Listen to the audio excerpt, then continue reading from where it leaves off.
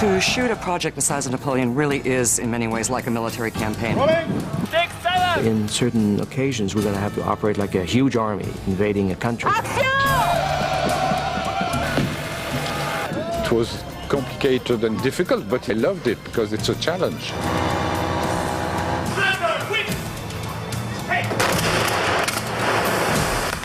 Good!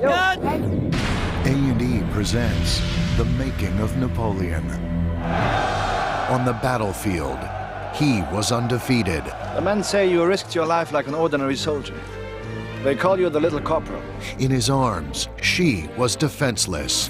Won't you come back to me? I can't live without you. They shared a love that seemed invincible until war tore them apart. Repudiate the Empress Josephine and marry the Archduchess of Austria. You take care of France, and I'll take care of your divorce. You don't love me. It's all over between us. Forever. John Malkovich, Gerard Depardieu, Isabella Rossellini, and Christian Clavier in an A&E original movie. The story of one man who wanted to rule the world, the woman who ruled his heart, and the empire that came between them. This movie is the story of Napoleon as it has never been told. You should be able to discover a very different Napoleon than the one you think you know. I have other plans. Oh, do tell me. I'll be as silent as the grave. I hope to be elected to the Institute in the domain of physical science and mathematics. Napoleon was an epic production in every conceivable way. An 8-month shooting schedule, hundreds of speaking roles, thousands of extras, shot all over Europe, in Canada, actually at St. Helena. So it was really a global production with an enormous cast. It was a huge undertaking. Action. Shot in both French and English over a period of 5 months, the film follows Napoleon from his youth spent at a military academy to his exile on the island of St. Helena. In the coming minutes, we'll introduce you to the special effects coordinators, stuntmen, and makeup artists who work behind the scenes. But first, meet the actors who brought a legend to life on screen. We wanted to be inside of the human being. I mean, I don't mean we wanted to excuse his mistakes or his faults, but we wanted to be inside of the character. For Christian Clavier, who plays Napoleon, Long live Bonaparte! the challenge lay in penetrating the facade. When you have all the power, you generally don't listen to anybody around you, so you're losing the sense of reality. There is something about power that transforms human beings, and it's like they become addicted. Eventually, Napoleon grows into sort of megalomaniac. It's a pity that such a great man should have such bad manners. Napoleon is a man of destiny. To say he's a hero would be wrong. Yes, I forgot that. But to characterize him simply as a military dictator, repressive tyrant would be equally wrong.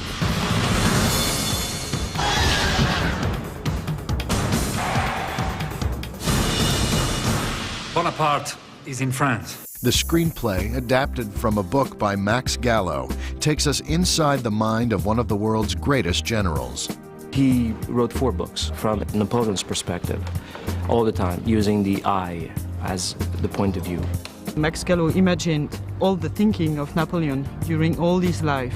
Don't ask me to answer for any blood that's shed. If I draw my sword, it will remain drawn until the order of the Republic is restored. What we discover is a Napoleon whose romantic conquests rivaled his military victories, and ultimately a man who struggled with his love for one woman. My God, you're beautiful. As much as he strove to conquer Europe. It was a marriage of love, and it was a great passion, and we know that because all their correspondence has been kept, and the letters are full of passion. Actually, sometimes embarrassingly so, because they're full of sexual references.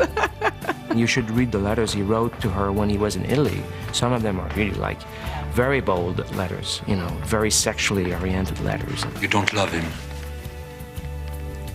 I love his love for me. No one, not even you, has ever loved me like this. Do you know what passion is? Of course. It's... Look no further. It's him. She thought him everything about sexuality, about sensuality. He really thought about her as this goddess. And who better to play a goddess than Isabella Rossellini? This script was particularly wonderful. Finding such an actress might have required hundreds of casting calls had Gerard Depardieu not had her number on speed dial. Hello. Gerard, yes. Did he tell you what he told me?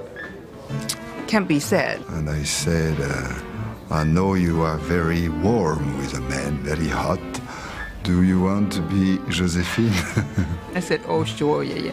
I didn't believe him because I think you can look at Gerard and understand that he's an extraordinary person, but is he trustworthy? And she said, ha ha ha ha ha, yes. As it turns out, Napoleon surrounded himself with advisors he shouldn't have trusted either. Stab me in the heart with this. It would be more loyal than anything you've done. Talleyrand, played by John Malkovich, with his signature snakiness, is Napoleon's most dangerous ally and Josephine's harshest critic. Talleyrand was a political genius. Talleyrand was kind of the original French diplomat. He was Napoleon's Secretary of State for Foreign Affairs. Most people call me Talleyrand. Just Talleyrand. Oh, yes. Like just God. Or Satan. He was very clever at finding a way to make people do what he wanted them to do. Talleyrand is a genius as a foreign minister. He generally gives Napoleon excellent advice, and he wants him to get rid of Josephine. Napoleon really loves Josephine, but he can't have an heir with her. She can't provide him what he needs politically. Since you seem to be saying my husband won't be back for Christmas, I shall join him in Poland. I shouldn't think that would be a terribly good idea, madam. And if you returned from that journey sadder than when you departed, you'll have only yourself to blame. She's, in a way, Napoleon's sort of life support and console. And of course, he wouldn't care for that terribly. And also, there's the question of the fact that she hasn't given Napoleon an heir. People always accuse me of wearing a mask to conceal my thoughts. And yet, the one time I'm completely candid, you appear not to have understood. But then perhaps it's you who's wearing the mask. All you have to do is cross the line in a serious way, and Napoleon's trust is forever violated. Wherever you look, you see treason. But you betray France's interest by daring to propose such a treaty. It's meaningless rubbish, and that's what I do. It's rubbish. Very well, sir. I'll review the matter. No, I've lost my faith in you. From now on, I will deal directly with the Tsar, one-on-one. Very well, sir. Equally as duplicitous is Fouché, played by Gerard Depardieu. Fouché, I think, is on the dark side of the Napoleon rule because he's the one who's really enforcing the censorship of the press, the arrests of people before they commit the crimes. It is a pure product of the French Revolution. He is the ultimate policeman. Gather up the remains of the horse! The poor are begging for the meat, sir. It's not meat. It's evidence. Go! Napoleon enlists the aid of Fouché in his attempt to overthrow the French government. You will be my Minister of Police. That's very generous of you, but I am already Minister of Police.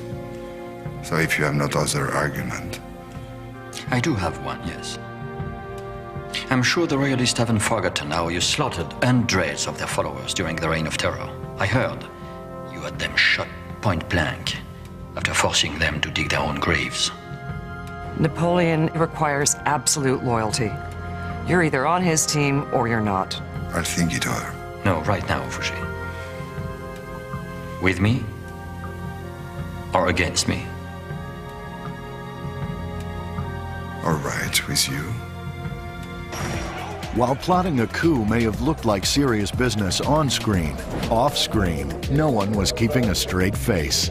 Anytime Gerard's anywhere, it's completely fun and ridiculous. Usually at night when I got home, my ribs just felt like they'd been crushed with a baseball bat or something. And I was just so sore from laughing because he's just such a gorilla and very smart and extremely childish. A Frenchman, an American, a gorilla, and a goddess.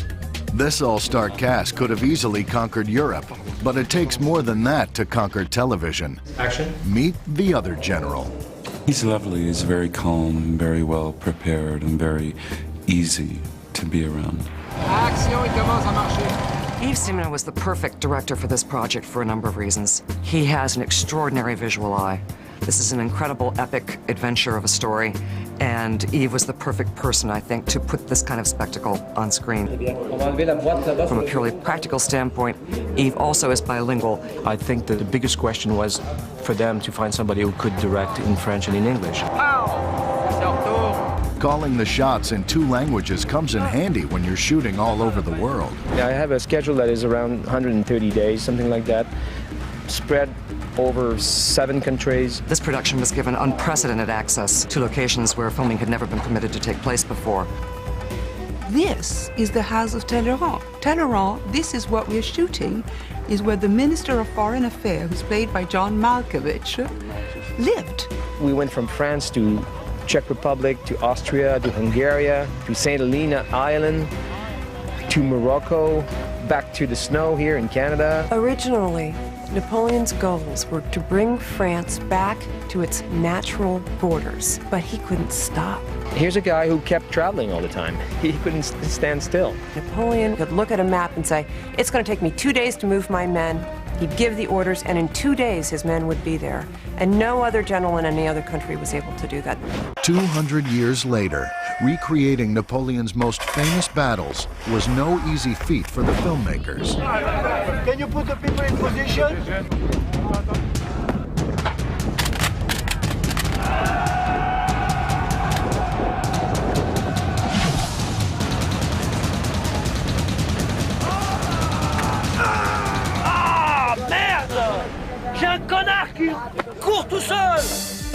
For the stuntmen, I have 35 stuntmen, Hungarians, and 10 stuntmen French. With the horses, it's 40 horses.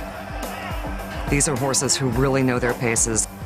Every stunt that they do has been carefully thought through and choreographed, and the animals are exceptionally well trained to know exactly what to do on the moment and to do it impeccably. The main thing we had to do was a stirrup drag.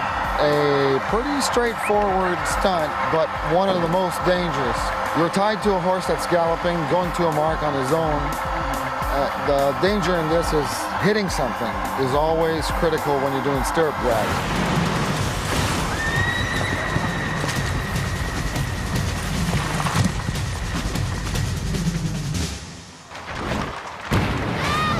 While the crew may have suffered a few bruises,